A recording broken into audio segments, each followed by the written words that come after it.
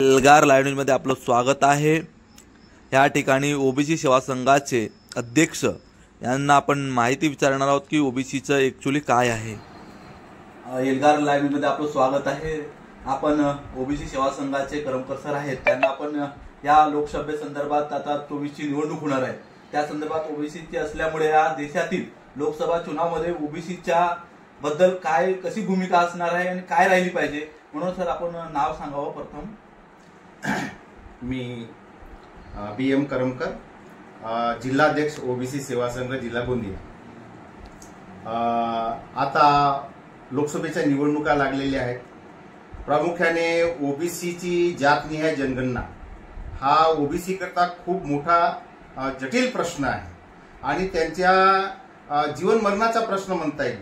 ज्याप्रमाणे SC ST ची जातनिहाय जनगणना होते आणि त्यांच्या संख्येनुसार त्यांना त्यांच्या पाल्यांना, शेतकऱ्यांना, त्या प्रवर्गातील येणाऱ्या लोकांना सोयी सवलती मिळतात, त्यामुळे त्या समाजाने प्रगती केलेली आहे।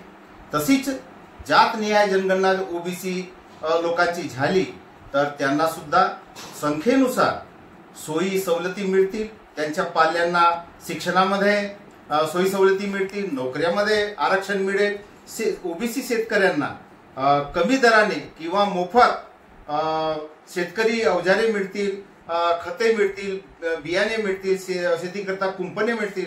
हा जातनिहाय जनगणना झाली त्याचे हे फायदे आहेत। यामुळे हा ओबीसीचा विकासाचा एजेंडा आहे तो, त्यामुळे हा पूर्ण देशामध्ये ओबीसी लोकांनी प्रामुख्याने हा लढा प्रखरतेने आणि तीव्रतेने एकत्र येऊन एकजुटीने लढला पाहिजे। याच्यातच ओबीसीच्या उन्नतीचा मार्ग आहे। सर, आपण म्हणतो की देशामध्ये स्वतंत्रता मिळालेली आहे, आमचे लोक वाहवाह करतात, स्वातंत्र्यात जनगणना ओबीसीची झाली, मग स्वातंत्र्यात का नाही झाली सर? अगदी बरोबर प्रश्न विचारलात। 1931ला जातनिहाय जनगणना झाली, त्यावेळेस आम्ही पारतंत्र्यात होतो। त्यानंतर 15 ऑगस्ट 1947ला आपलं स्वातंत्र्य मिळाले, पण त्यानंतर मात्र विद्यमान सरकार जी कोण होती तिने मात्र ओबीसीची जातनिहाय जनगणना केली नाही। फक्त जनगणना करायची, पण ओबीसीची जातनिहाय जनगणना वेगळी गोष्ट आहे आणि ओबीसी जातनिहाय जनगणना ही वेगळी गोष्ट आहे। ती न करण्यामागे हेतू हा आहे की जर ओबीसीची जातनिहाय जनगणना केली तर दरवर्षी होणाऱ्या आर्थिक बजेटमध्ये ओबीसी करिता तेवढा निधी बाहेर काढावा लागेल, त्यांच्यावर खर्च करण्याकरता वेगळा काढावा लागेल आणि तो जर काढला तर काही लोकांचा हक्क मारला जाईल, त्यांचे स्वार्थ सिद्ध होणार नाही।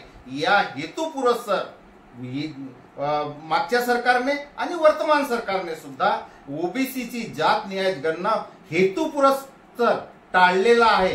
करू आम्ही ओबीसी जातनिहाय जनगणना करू असे आश्वासने देतात, पण कोणत्याच पक्षाने बसलेल्या सरकारने हे जातनिहाय गणना केलेली नाही। त्याचा प्रमुख कारण म्हणजे ओबीसीच्या लोकांना त्यांना पुरेपूर फायदे मिळू नये हा त्याच्या मागला हेतू आहे।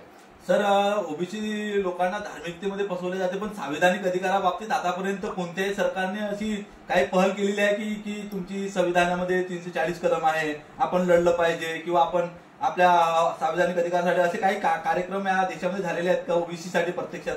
नाही, अगदी म्हणजे भावनिक प्रश्न म्हणता येईल याला।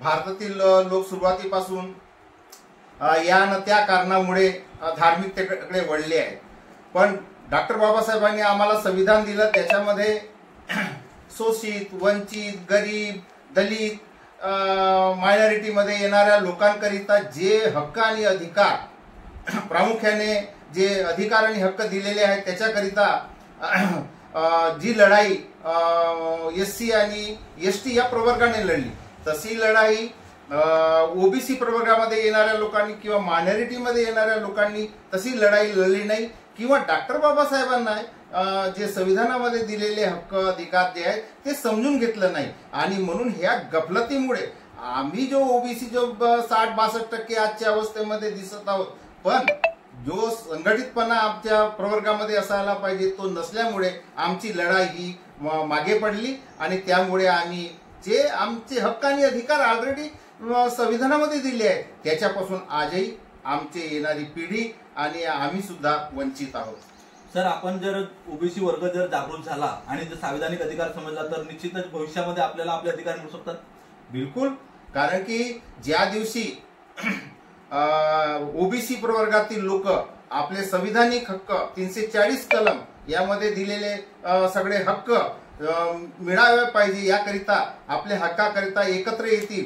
हा एक गठ्ठा समाज आहे. म्हणजे जवळपास ज्यावेळेस 1931ला जातीय जनगणना झाली त्यावेळी फक्त 2,500 जाती होत्या ओबीसी प्रवर्गामध्ये, पण वर्तमानमध्ये जवळपास 3,500 म्हणजे 3,459 जाती आल्या. म्हणजे निश्चितच ओबीसीची संख्या वाढलेली आहे. म्हणजे जवळपास 60% वर आपण गेलेलो आहोत. हा समाज जर एकत्र आला तर या देशाचा पंतप्रधान राष्ट्रपती बनू शकतो. या धोक्यापेटीत हे वर जाऊ नये, पुढे वाढू नये, प्रगती करू नये, उन्नती करू नये आणि यांना जर या सोयी सवलती मिळाल्या संविधानाच्या मार्फत तर हे आमच्या पुढे जातील असे काही लोकांना भीती आहे. म्हणून या दृष्टीने ते आपल्याला ओबीसी प्रवर्गाला पुढे जाऊ देत नाही.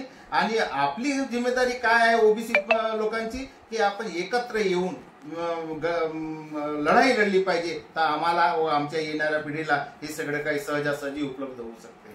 तर आपण या ठिकाणी आमच्या ओबीसी सेवा संघाचे अध्यक्ष आहेत त्यांच्याकडून जाणून घेतलं आहे की ओबीसी समाजाची जर व्यवस्थितरित्या संविधानिक अधिकाराने जर लढले तर कोणत्याही हिंसा होणार नाही आणि यांना सहजपणे हा अधिकार मिळू शकतो, कारण यांची संख्याच जास्त आहे असे त्यांचे मत आहे.